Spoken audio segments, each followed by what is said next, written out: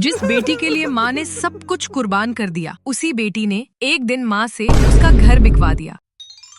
कहानी एक ऐसे परिवार की है जहाँ बबली अपने पति संजू और बेटी कोमल और बेटे हर्षित के साथ रहा करती थी। बबली अपनी बेटी को बहुत प्यार करती थी। क्या माँ, सारा दिन घर के अंदर ही रहती हो? जरा बाहर निकल कर तो देखो, औरतें कितनी स्मार्ट है। अरे बेटा, मैं बाहर जाऊंगी तो घर का काम कैसे होगा? माँ, घर के काम के लिए नौकरानी रख लो ना। और हाँ, पापा से पैसे लेकर पार्लर में चलते हैं, वहाँ आपका मेकओवर करवाती हूँ। अरे बेटा, लेकिन पैसे क्यों बर्बाद करना? कल को हर्षित की आगे की पढ़ाई के किए और तेरी शादी के लिए भी तो पैसे लगेंगे ना। माँ, क्यों इतना सोचती हो सबके बारे में? सब अपने लिए जीते हैं, तो तुम क्यों पीछे रहो और पापा को ही देखो। क्या देखूं? पापा भी तो कहते हैं ना, तुम ठीक से रहा करो। चलो शॉपिंग करने चलते हैं, मुझे कुछ नहीं सुनना।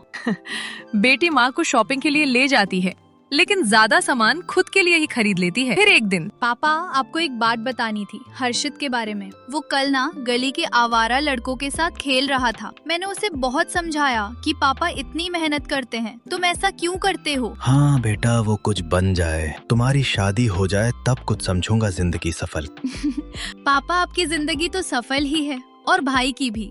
शहर के सबसे महंगे एरिया में आपका घर है, जो बाद में भाई का हो जाएगा। आपको क्या दिक्कत है पापा? अरे बेटा, घर की ईद थोड़ी ना खाएंगे, कम से कम हर्षित बेटा कुछ कमाने लायक तो बन जाए।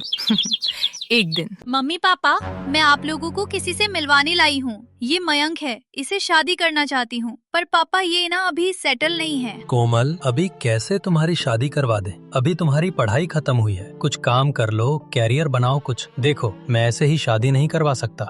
कोई भी शादी के लिए नहीं मानता। तो एक दिन कोमल मयंक के साथ भाग जाती है, जिसके दुख में उसके पिता की मृत्यु हो जाती है। माँ, संभालो आपने आपको, कुछ खा लो, सारा दिन रोते रहते हो। बेटा, तेरे पापा के बिना कैसे रहूंगी? और फिर तू भी तो कोई काम नहीं करता, कैसे चलेगा हम लोगों का घर? अब तुम चिंता मत करो माँ, मैं कोई ना कोई काम जरूर करूंगा। फिर हम लोगों के पास इतना बड़ा घर है, इसका एक पार्ट हम किराए पर चढ़ा देते हैं। माँ को बेटे की बात जम जाती है और फिर दोनों ठीक से रहने लगते हैं कि एक दिन, माँ देखो तो कोमल आई है। सामने कोमल खड़ी होती है। उसकी हालत खराब होती है। सुंदर सी दिखने वाली कोमल बिल्कुल नौकरानी लग रही होती है। माँ, मुझे माफ कर दो, मेरे कारण पापा नहीं रहे। माँ कोमल से पहले तो बात नहीं करती, पर बेटे के समझाने पर वो उसे गले लगाकर रोने लगती है। तू कहाँ थी कोमल? और मयंक कहाँ है? वो घर पर है, कोई काम नहीं करता तो नौकरी भी मैं ही करती हूँ। पापा के बारे में कल ही पता चला, तो रहा नहीं गया माँ।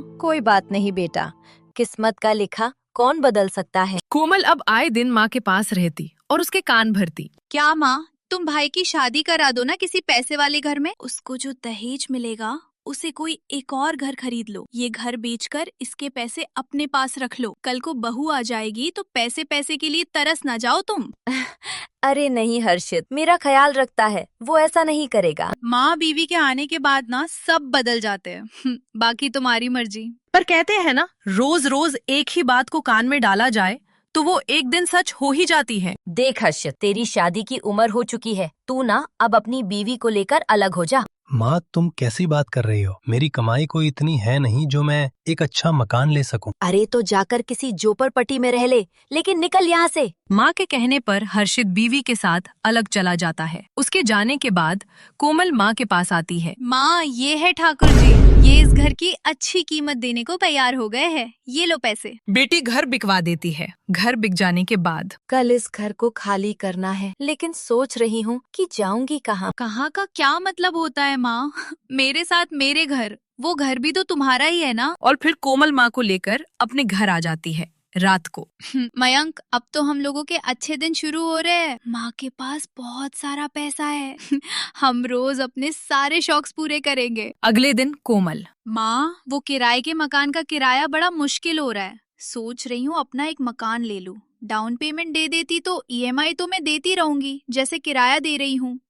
हाँ, ले ले बेटा, अब जो है तुम लोगों का ही तो है। वैसे मैं कुछ दिनों के लिए ना हर्षित के पास जाने का सोच रही थी, बहुत याद आती है उसकी। क्या माँ पागल हो गई हो? लाचार बना देंगे वो लोग तुमको, भिखारी की तरह रास्ते में छोड़ देंगे। नहीं माँ, तुम नहीं जाओगी। कोमल माँ को भाई के पास जाने ही नहीं देती और किसी न किसी बहाने से उसे पैसे लेती ही रहती है। माँ, वो कार खरीदनी है, जरा पैसे मिल जाते तो। अरे बेटा, अब तो सारे पैसे खत्म हो गए हैं। थोड़े पैसे हैं, वो तो मेरे पास रहने चाहिए ना। अरे तो मैं हूं ना माँ, तुम्हारे रहने खाने पीने सबका जिम्मा तो मैंने ले रखा है। अब उसी का बिल समझकर ही दे दो पैसे माँ। माँ क्या करती, सारे पैसे बेटी को देकर खाली हो जाती है। फिर एक दिन अरे माँ, क्या हो गया आज? सोकर नहीं उठी, नाश्ता भी नहीं बनाया, और ये इतनी खांसी क्यों आ रही है तुम्हें? पता नहीं बेटा, कल तो खांसी से खून भी आया था। डॉक्टर को दिखा देना जरा। खून? माँ, मुंह से खून आना सही नहीं है। मैं एक काम करती हूँ, मयंक से बात करती हूँ। शाम को कोमल पति से बात करती है। अरे ये तो खतरनाक बीमारी के लक्षण है कोमल। माँ के इलाज में तो बहुत सारे पैसे लग जाएंगे अब। अरे लगने दो ना पैसे, वो पैसे लगाएगा इनका बेटा। मैं कल ही माँ को भाई के पास छोड़ आऊंगी। अगले दिन माँ, तुम्हें हर्षित की याद आ रही थी ना? चलो मैं तुम्हें ले चलती हूँ। हाँ बेटा, पता नहीं जिंदगी कितनी है, कुछ दिन उसके साथ भी रह लूं। बेटी माँ को लेकर भाई के घर जाती है, लेकिन वहाँ पर भाभी कहती है, जब तक माँ के पास पैसे थे अपने पास रखा, घर बिकवा दिया, सारा पैसा ले लिया। पता है मुझे कैसी हालत थी आपकी जब भागकर शादी की थी? अब माँ को हम लोगों के दरवाजे छोड़ रही है। अरे जाइए यहाँ से और इन्हें भी ले जाइए। तभी वहाँ हर्षित आ जाता है। अरे माँ, कैसी हो माँ? शीला की तरफ से मैं माफी मांगता हूँ। आओ ना, अंदर आओ कोमल। देख भाई, माँ की तबीयत ना ठीक नहीं है, इनको एक अच्छे से डॉक्टर के पास ले जाना। और हाँ, माँ को कुछ होना नहीं चाहिए, मेरी नजर रहेगी तुझ पर। वाह जी वाह, अब नजर रखोगी? अरे इतनी चिंता है तो साथ ले जाओ ना। तभी हर्षित बीवी को जोर से डांटता है। शीला, ये माँ है मेरी। तुम्हारी हिम्मत कैसे हुई माँ और बहन से ऐसे बात करने की? माँ की आंखों से पानी आता है। जिस लड़की ने अपने आगे अपने पिता की इज्जत को भी नहीं रखा और चालाकी से अपना मायका खत्म करने की कोशिश की, ऐसी लड़की के कारण मैंने अपना इतना अच्छा बेटा छोड़ा। मुझे माफ कर दे बेटा।